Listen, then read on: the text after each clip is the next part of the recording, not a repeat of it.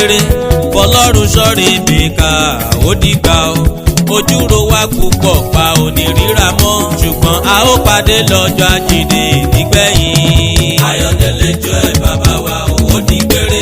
Folorunso Rebecca ó dìgbà o.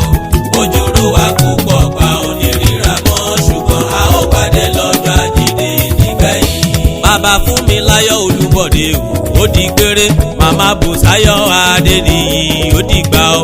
Mọ́mí Olúwafẹ́yì Ṣayọ̀ Kòkílé. Bàbá Babátúndé kò dọ́rùn ó ṣọ̀run re. Màmá Títílayọ̀ ó dàbí kó má ìlọ o. Màmá Tèmítáyọ̀ kò dọ́rùn ó ṣọ̀run re. Ayọ̀délé Joel bàbá wa ó di gbére.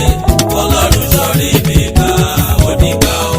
Ojúro wa púpọ̀ pa ò ní ríra mọ́, ṣùgbọ́n a ó pàdé lọ́jọ́ àjíǹde nígbẹ̀yìn.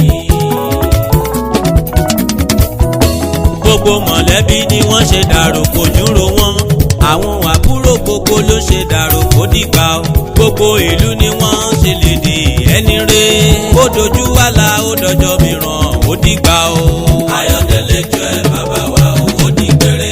Folorunso Rebecca ó dìgbà o. Ojúro wa púpọ̀ pa ò ní ríra mọ́, ṣùgbọ́n a ó pàdé lọ́jọ́ àjíǹde nígbẹ̀yìn.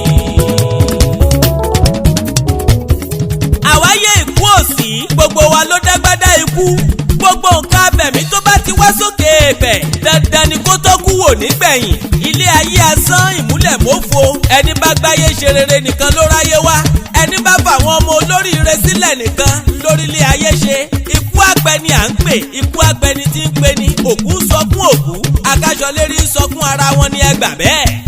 Gbogbo mọ̀lẹ́bí Omosebi àti mọ̀lẹ́bí Aládégbèmí tìlú Èrìnjiyàn Èkìtì ẹni wọ́n ń kéde àṣekágbá ìsìnkú lẹ́pà Ayọ̀délé Joel ẹni tá a bí lọ́jọ́ 21 nínú oṣù kẹta ọdún 1946 lẹ́rìnjiyàn Èkìtì. Ọ̀kan pàtàkì lára àwọn ọmọ ológun orílẹ̀-èdè Nàìjíríà tó dúró déédéé. Jagunjagun tí kò fi jẹ́ rẹ̀ pa mìíndì nígbà kankan ni. Ó dára sáwọn ọmọ tó bí. Ó sunwọ̀n láàrin mọ̀lẹ́bí. Ó jà fitafita láti gbógun orílẹ̀-èdè ga. Ọjọ́ 15 nínú oṣù kẹsàn-án ọdún 2016 ẹni bàbá ọmọ ọ̀hún ṣe bẹ́ẹ̀ tó lè wàlẹ̀ àṣà.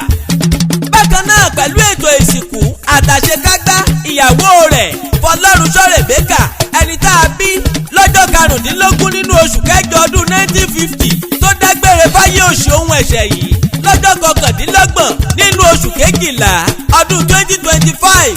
Abiyamọ tòótọ́ abiyamọ tó ṣe iyebíye ni. Gbogbo agbára tó ní ńlọ́sà láti ṣètọ́jú àwọn ọmọ kó tọ́jú ilé.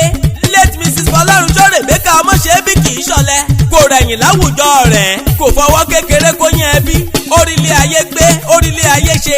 Yeye ọmọ òkúkú sọ pé òun ò gbáyé mọ́. Ikú àlèmọ́tù ńlọ yọwọ́ màmá nínú àwo táǹgaran. Ìpàdé wá di lábọ̀ ó dìgbà. Gbogbo àwọn àbúrò fáwọn olóògbé méjèèjì ni wọ́n pe èmi Ọ̀gẹ́fìlà Ayọ̀dèjì. Ọ̀jọ̀gbọ́n akọrin kéwì pèdèpìtàn bí ẹni jẹ̀kọ yangan sórí aago. Wọ́n ló yẹ ó tọ́ ká ṣe yìí nírántí àwọn akọni méjèèjì tó ṣe bẹ́ẹ̀ tó fi dúníyàn yìí sílẹ̀. Bàbá Fúnmiláyọ̀, ìyá Fúnmiláyọ̀ Olúbọ̀dé, bàbá Bùsáyọ̀ Adéníyì, ìyá Olúwa Bùsáyọ̀, ẹ mọ́ ọgbọ́rùn ṣọ̀run re. Bàbá Fèyíṣayọ̀ Agboola tí gbogbo ènìyàn mọ̀ sí Òkè boutique lọ́jà Bísí nígboro Ìlú Adó Èkìtì. Òkú àsẹ̀yìndé màmá rẹ̀, bàbá àti màmá Babátúndé ó di gbére. Bàbá Títílayọ̀ Abíọ́dún, ìyá Títílayọ̀ ó dàrìnà kò. Bàbá Tèmítáyọ̀ tí gbogbo ènìyàn mọ̀ sí Ọ̀tẹ́dọ́lá, àfijù ọ́fíìsà tó mòye. Ìyá Tèmítáyọ̀ ibi ẹ̀fọ̀dàgbà ayé rọ̀ sí, àwọn ọmọ ni yóò mọ lò yókù. Ó yá o nílùú Èrìnjiyàn Èkìtì lọ́jọ́ Friday ọjọ́ 17 nínú oṣù kẹrin ọdún tá a wà yìí àtọjọ́ sátidé tí ṣọjọ́ 18 níbi tí a ó ti máa ṣẹ̀yẹ ìkẹyìn fún lẹ́pà Ayọ̀délé Joel àti Folorunso Rebecca Omosebi. Gbogbo ẹ̀yin ọ̀rẹ́ àtojúlùmọ̀ pátápátá ńlá ń retí. Gbogbo wa pátápátá ló máa gbẹ̀yìn arúgbó wa.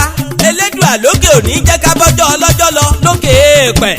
Olóògbé Ayọ̀délé Joel oríkì rẹ̀ rèé ọmọ òdìgbò olówó ọ̀hún ọ̀ṣàgùdù lọ́rọ̀ ó jí gbúgbà àkúrora kálẹ́jọ́ ikú dọ́rẹ̀ ló sùn òdìgbò èkúté ẹlẹ́dìdú ọmọ erin jòkèdèrè nájà ọmọ erin ṣubú àṣà yoyo ọ̀pẹ̀kọ́ ilé tí erin àdàkọ̀ ọ̀gàn líbẹ̀ kán ọmọ yàrá oríire lọ bíbọ akèrègbè múlòrírì àdìgìrìgìrì onídétí erimó odò òkèlè ríṣẹ̀ ìsílúlé ọ̀hún bàbá ọmọ máa sùn re olóògbé mrs Folorunso Rebecca Omosebi abiyamọ tòótọ́ abiyamọ abọ̀já gbọ̀rọ̀gbọ̀rọ̀ ọmọ ogunrun ọmọ alágbá bèrè òkè ọmọ àhóbọ ṣíṣẹ ọmọ arúbọ sílẹ̀ kóró sí tó ọmọ mìíràn ọmọ olúmọ̀jò ọmọ orí kan ṣùí ní